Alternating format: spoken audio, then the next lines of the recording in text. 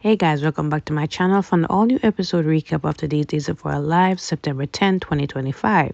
So we start off with Julie and Maggie. So they have just attended a grief meeting, and who better to attend it than people who have actually went through it and can definitely relate because both of them have lost their husbands, back to back. So they were just debriefing what was happening at the grief meeting. They did invite Marlena, but somehow she didn't make it to it, and they're just hoping that she is doing all right. So they really were just bonding more over the loss of their husbands and just really, surviving after that. And Julie is having a hard time, but again, she's immersing herself into family, into friends, into the new bookstore business, right? So she herself doesn't intend to move on after Doug. That is somebody that is her life partner that she's not gonna intend to, go into another relationship. And there's people that are old school like that, and all you can do is just really respect that, right? So to each their own. If you feel as if you can't move forward with somebody else, that is fine. If you can move on and find love after that, that is also fine. It all depends on the person. So Maggie's also talking about, her surviving after Victor, and that the house is lonely. She's glad to have Julie as company. And she's talking about loss of Mickey as well, and just finding love again with Victor, which was just surprising because she never thought she would have loved anybody, especially as Victor, right? So they talk about that, and Julie talks about how her grandma Alice didn't really remarry after Grandpa Tom passed away, and she just wants to be like that as well. So they do talk about just being there for each other, being friends, and you know holding each other down, especially tomorrow since it is also the anniversary of Victor's funeral. And even Maggie blocked that out of her head. And yeah, it's all about grief and loss and surviving after that, and good family support this episode is centered on. So speaking of grief, loss, and support, Marlena is also at the pub with Kayla, and Kayla is just supporting her because, again, she has been going through a hard time. She doesn't really know herself after John's loss. And she's just trying to find herself or her identity. And she's having a hard time with that, having a hard time sleeping. She told Kayla that she was supposed to attend a grief meeting that Julie invited her to, but she was just afraid that she would run into a patient, and she was afraid that she would fall apart.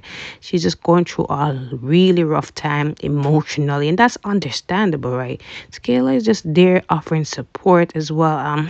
They did talk a little bit about EJ because she was running late before she had an impromptu meeting with him, and she was really surprised at how well it went because she didn't think that EJ would want to like set up a free clinic and name it after Tom Horton.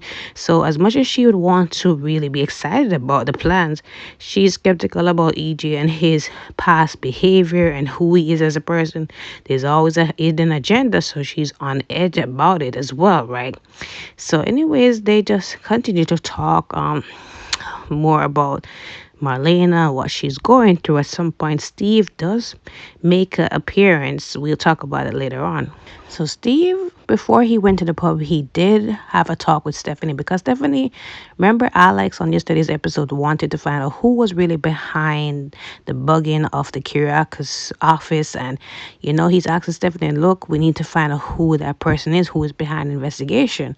So she is caught between a rock and a hard place, and she called up her father and said, like, what's going on? I thought you dropped the investigation. So he said, yeah, I did when you told me to. So she said, like, I thought you did because like the office is bugged, and now Xander and Philip are angry about this whole thing.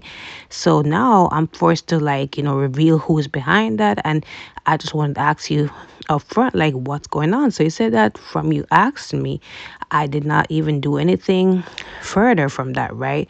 So she's thinking that, this sounds so coincidental. Maybe it's the client that he was representing. So he said that he did get back the client, their retainer, and apart from that, like, he's not representing them, and he also cannot reveal the identity of that client, right? So again, now they're at square one, figuring out who could be behind it. Of course Steve knows who the client is, but again, he can't share that information. So now Stephanie is wondering like what is the best decision to make. Now JJ and Theo had an awkward run in, I guess they haven't really spoke since JJ left South Africa and came back to Salem. So he's surprised to see Theo back in Salem, asking him what's going on, how's the company doing. So he said that, he left the company, he sold his stakes in there. So JJ was surprised to hear that information and, everything going on. So he was a little bit cagey, but, he said that he had somewhere to go. So it was a little bit awkward between him and JJ, how the conversation went, right? So Paulina and Abe, they were having dinner at the pub, talking amongst themselves and talking about how Kristen, she got 6 years, and Paulina, as usual, is just happy that that happened. But Abe is also thinking about how it's going to affect Rachel, and Paulina wasn't thinking about that at first. So Abe had to remind her that, like, at the end of the day, yes, Kristen is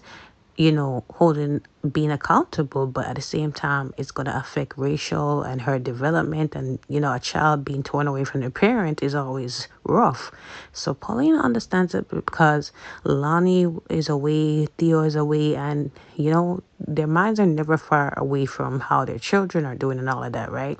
So, anyways, Abe talks about being involved in some literary program, and, Paulina has a very, dirty suggestion about how, we can practice reading one stormy night that will help you out with the literary program. So they go home and, they're sitting down, and Abe is thinking about retiring early to bed. So she's saying it's a little bit too early for that. So he said, maybe we can, get in bed and, practice that one stormy night reading. So before they get into bed, they get a knock at the door, and it's Theo, and they're surprised to see Theo because Theo didn't tell anybody that he's coming back in town. So he said he just wanted to get away from South Africa, and he got rid of his stakes in the company, and also the whole breakup with Claire. And then he provided some more information that, look, Claire was dealing with somebody while they were in a relationship. So, of course, Paulina with her extra self is going to come and say, what? Like, talk about pouring salt in the wound and all of that. So she always has to be extra with every scene. And I know some people are here for it. I really can't stand it sometimes. It's just overacting to me. But I guess that's how the actor actually is in other movies or shows. So anyways, he's sitting down, and they're asking him if he's stayed in Salem for good. So he said that no, he's not really sure of actually staying there permanently, but Abe is suggesting that it's probably good to start out fresh in Salem with family that care and love you. So he said that he has a place at the Salem Inn, so they're inviting him actually to home where he can be more comfortable. So he takes them up on that offer, right? So I don't know whose a bright idea it was to put these two dull characters together, but they have JJ and Stephanie having dinner together, and they're just catching up because it was his birthday and she's treating him.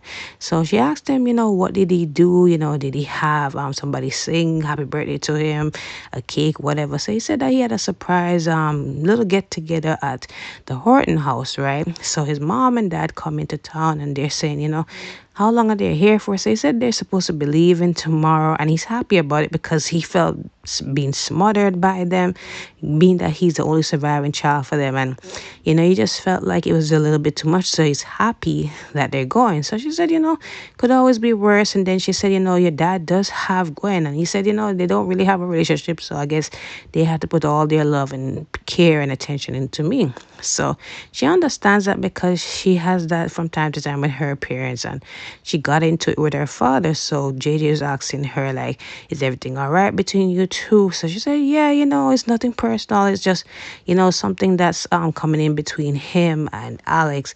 So she is just in the middle, and it's kind of hard for her to decide what to do. So anyways, he said anything he can do to help. So she said, not really. I just had to figure it out on my own, right? Forgot to mention that JJ also talked to Stephanie about seeing Theo and how he seems so weird or off. And, she's just, chalking it up to the long traveling time between, South Africa and Salem. So maybe not to take it seriously, right? So anyways, moving on to Belle and Sean. So Belle and Sean, I guess they're discussing some case notes and he's helping her with that.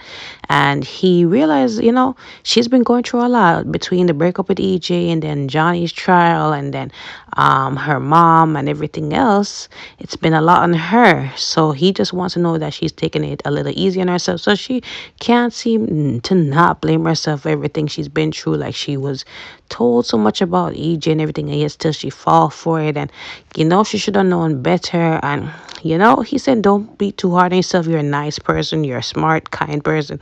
At the end of the day, like, mistakes happen, life happens. And they were just being really friendly exes. And it was really touching to see them being there for each other, which is really the healthy way to do it because they do have a child together, right? Which always, as Belle said, will bond them forever. So, anyways, they start talking about Belle and how they start talking about Claire and how Claire actually was cheating on Theo with somebody while they were in a relationship. Turns out that Claire actually is happy with this person and she didn't want to be involved in the company no more, and that was her breakaway from it. Belle was definitely surprised to hear it and she's like, how could you do this? But then at the same time, she's hypocritical or feeling hypocritical because she has been through it herself. She has done infidelity and Sean has done that, and they're wondering if they, made these mistakes and set a bad example for Claire. And at the end of the day, Sean is saying, look, we're good parents and we made mistakes, and all we could hope was that she would learn from it. But it is what it is, right? Just glad that she's happy, she's in love, and that's all they can wish for their daughter, right? Now, Belle also thanks Sean again for supporting her and getting her through this rough patch, as always, and they hug it out, and it was really nice to see. Back to the pub, Steve comes in, and they're talking about Kristen, how she got 6 years and how it's affecting poor Rachel and all that. But at the same time, they're glad that Marlena and Brady and Tate will be around to support her. So they asked about Tate, how is he doing, and Justin into Salem U, and she said that everything is all right, and she hopes that he soaks up the college experience and hopefully get through this whole thing with the adoption falling through. And Kayla is remembering how hard it was on him, and Steve is just there silent thinking about what he knows, right? So he also mentioned to Kayla that he would have spoken to her a little later on about his conversation with Stephanie, right? Because it ended early and that's why he was able to join them, right? So anyways, Marlena said that she is going home. She needs to try to get some rest. So Steve can tell that's a lot going on with her, and they ended up paying the check for her, and just she thanks them for their company. So anyways, he tells Kayla a little bit about his conversation with Stephanie, that it has something to do with the business, and Stephanie has a hard decision to make, right?